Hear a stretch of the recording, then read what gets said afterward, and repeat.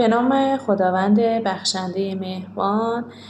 امروز داخل دفترم عصر کلاسام شروع میشه و میرم باشگاه. میخواستم یه توضیحاتی در مورد تنفس بهتون بدم و نحوه صحیح نفس کشیدن که به چه صورتی هستش. بچه‌ها، تنفس صحیح تنفس شکمی هستش که توی نوزادان توی بدو تولد دیده میشه. به چه صورتیه؟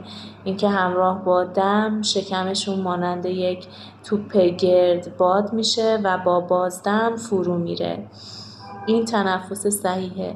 ولی ما انسان‌ها به تدریج بزرگ و بزرگتر شدیم و فراموش کردیم که چجوری نفس بکشیم. تنفس آمون اغلب به صورت سینه‌ای هستش و معمولاً حفره دهانمون چون بزرگتره